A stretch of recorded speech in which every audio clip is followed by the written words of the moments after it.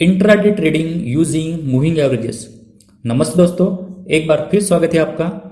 Moving average की मदद से इंट्राडे ट्रेडिंग कैसे करना है ये हम इस सेशन में सीखने वाले हैं। तो ये स्ट्रेटजी क्या है, इसमें कैसे काम करना है, कौन से पैरामीटर हमें चाहिए, किस कंडीशन के साथ हमें ट्रेड करना है और सबसे इम्पोर्टेंट किस मूविंग एवरेज का हमें यूज़ करना है। तो इन सभी सवालों के जवाब आपको मिलने वाले हैं। तो चलिए शुरू करते हैं intraday trading using moving averages.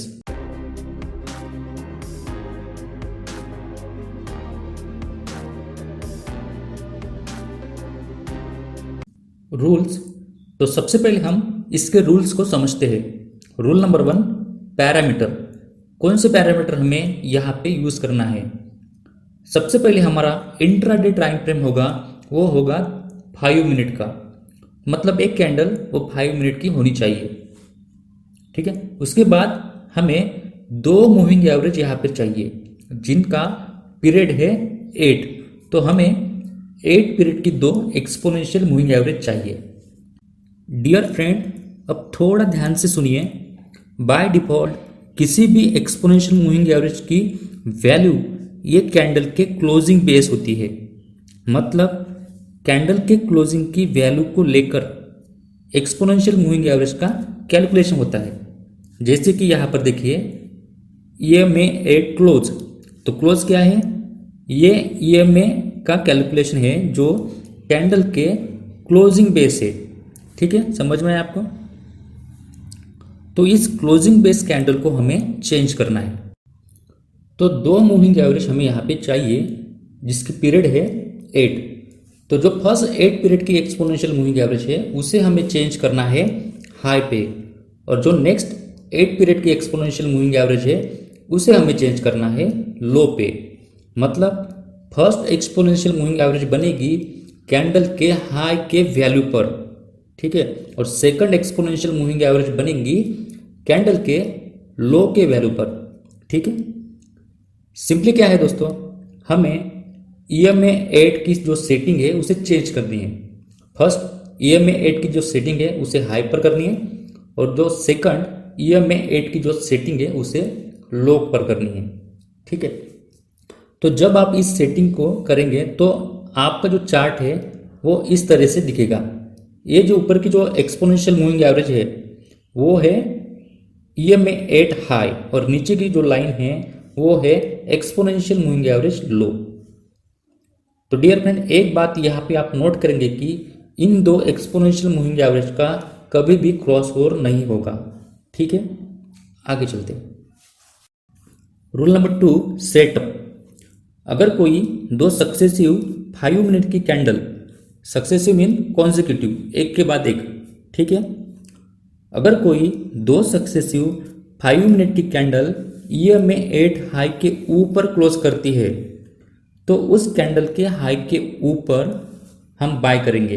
ठीक है, फिर से सुनिए, अगर कोई 2 सक्सेसिव 5 मिनट की कैंडल EMA 8 के ऊपर, EMA 8 हाई के ऊपर क्लोज करती है तो उस कैंडल के हाई के ऊपर बाय करना है। ठीक है, जैसे कि यहाँ पर देखिए, ये ऊपर वाली जो लाइन है ये है एक्सपोनेंशियल मूविंग एवरेज 8 हाई। तो इस कैंडल ने EMA 8 को क्रॉस किया है और EMA 8 हाई के ऊपर क्लोज हुई है, और नेक्स्ट कैंडल भी EMA 8 हाई के ऊपर क्लोज हुई है। तो क्लोजिंग इंपॉर्टेंट है। अगर कोई कैंडल EMA 8 हाई को क्रॉस करती है लेकिन क्लोज नहीं होती है तो उस कैंडल को हम अवॉइड करेंगे। ठीक है, तो ये जो 2 सक्सेसिव कैंडल है वो EMA 8 हाई के ऊपर क्लोज हुई है, तो इनका जब हाई ब्रेक होगा, ठीक है, इन दोनों में से जो हाई है उसका हाई जब ब्रेक होगा तब हम बाय करेंगे। उसी तरीके से अगर कोई 2 सक्सेसिव 5 मिनट की कैंडल EMA 8 लो के नीचे क्लोज होती है तो उस कैंडल के लो के नीचे शॉर्ट करना है। फिर से सुनिए, अगर कोई 2 सक्सेसिव 5 मिनट की कैंडल EMA 8 लो के नीचे क्लोज होती है तो उस कैंडल के लो के नीचे हमें शॉर्ट करना है। जैसे कि यहाँ पर देखिए, ये जो नीचे वाली जो लाइन है वो है exponential moving average at low. तो इस कैंडल ने EMA एट लो को क्रॉस किया है और EMA एट लो के नीचे क्लोज हुई है, ठीक है। और नेक्स्ट कैंडल जो है वो भी EMA एट के नीचे क्लोज हुई है। तो क्लोजिंग इंपॉर्टेंट है, क्लोजिंग अगर नीचे नहीं होती है तो इसे हमें अवॉइड करना है। तो देखिए इन कैंडल्स का अगर लो ब्रेक होता है तो हम एक शॉर्ट पोजीशन यहाँ पे लेना है, ठीक है। आगे चलते हैं। Rule number 3, stop loss. Stop loss for long position. जिस दो सक्सेसिव कैंडल ने EMA एट हाई को क्रॉस किया है और ऊपर क्लोज हुई है, उस कैंडल के लो के नीचे हमारा स्टॉप लॉस रहेगा। तो इस केस में हमारा स्टॉप लॉस इन दो कैंडल के लो के नीचे हमारा स्टॉप लॉस रहेगा, ठीक है। Stop loss for short position. जिस दो सक्सेसिव कैंडल ने EMA एट लो के नीचे क्रॉस किया है और उसके नीचे क्लोज हुई है, तो उस कैंडल के हाई के ऊपर हमारा स्टॉप लॉस रहेगा। तो इस केस में हमारा स्टॉप लॉस यहाँ पे रहेगा, ठीक है। इन दो कैंडल के हाई के ऊपर हमारा स्टॉप लॉस रहेगा, ठीक है। आगे चलते हैं। Rule number 4, target. Risk to reward ratio हमें यहाँ पर 1:1.5 का रखना है। मतलब जितना हमारा रिस्क है उससे 1.5 गुना हमारा प्रॉफिट होना चाहिए, हमारा टारगेट होना चाहिए। तो डियर फ्रेंड, एक एक्चुअल चार्ट पे हम यहाँ पे चलते हैं और वहाँ पे इन रूल्स को अप्लाई करते हैं। सबसे पहले आपको कुछ बातों को आपको समझना है, यह बहुत इंपॉर्टेंट है। आप ध्यान से सुनिए। ये स्ट्रेटजी ट्रेंडिंग मार्केट में बहुत अच्छा काम करेगी, लेकिन जब मार्केट साइडवेज हो जाएगा तब ये स्ट्रेटजी उतना अच्छा काम नहीं करेगी। तो इसके लिए हमें क्या करना है, ट्रेंडिंग स्टॉक में ही काम करना है। दूसरी बात, 11 से 1:30 बजे के बीच इस स्ट्रेटजी में ट्रेड नहीं करना है, क्योंकि यहाँ पे मार्केट साइडवेज होता है। 9:15 से 11 बजे तक मार्केट ट्रेंडिंग होता है और 1:30 बजे के बाद मार्केट में ट्रेंडिंग मूव आना स्टार्ट होता है। तो इस समय में आप ट्रेड ले सकते हैं। तो इस बातों को आपको ध्यान में रखना है। तो चलिए शुरू करते हैं। समझने के लिए अदानी पोर्ट का एग्जाम्पल यहाँ पे लिया गया है। ये 5 मिनट का टाइम फ्रेम है और ऊपर की जो लाइन है, ऊपर की जो मूविंग एवरेज आपको दिखाई दे रही है वो है एक्सपोनेंशियल मूविंग एवरेज 8 हाई, और नीचे की जो लाइन है, नीचे की जो मूविंग एवरेज आपको दिखाई दे रही है वो है एक्सपोनेंशियल मूविंग एवरेज 8 लो। तो ये सिंपल सा सेटअप है। चलिए यहाँ से समझते हैं। देखिए प्राइस यहाँ से नीचे आ रही है और फिर ऊपर गई है, और ये कैंडल देखिए, ये कैंडल EMA एट हाई के ऊपर क्लोज हुई है। लेकिन उसके बाद देखिए नेक्स्ट जो कैंडल है वो EMA एट हाई के ऊपर क्लोज नहीं हुई है। तो यहाँ पे आपको एक बात को नोट करना है, दोनों कैंडल, दो successive candle EMA at high के ऊपर क्लोज होनी चाहिए। यहाँ पे ऐसा नहीं हुआ है, तो इस कंडीशन को हम अवॉइड करेंगे।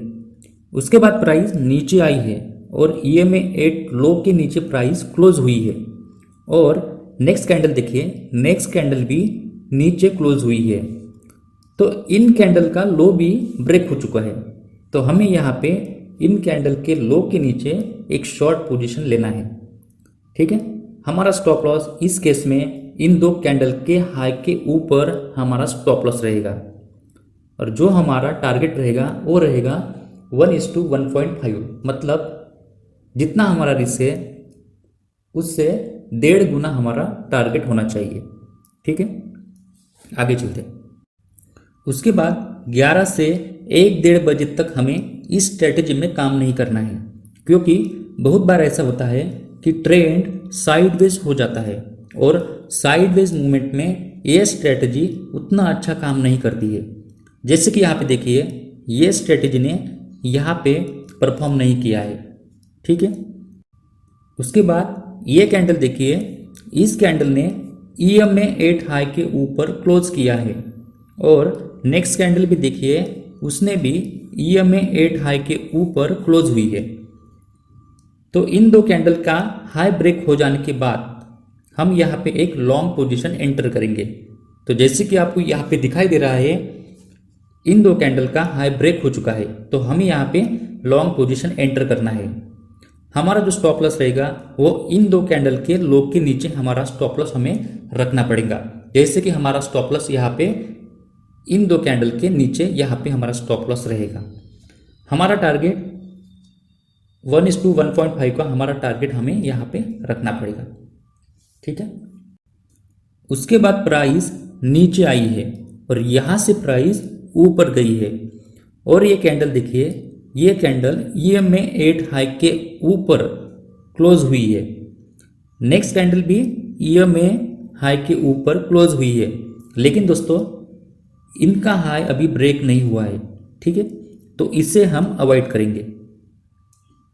उसके बाद प्राइस नीचे आई है और ये कैंडल EMA 8 लो के नीचे क्लोज हुई है, लेकिन नेक्स्ट कैंडल देखिए, नेक्स्ट कैंडल क्लोज नहीं हुई है, तो इसे भी हम अवॉइड करेंगे। तो आपको अभी समझ में आया होगा कि किस कंडीशन को हमें अवॉइड करना है। ठीक है, आगे चलते हैं।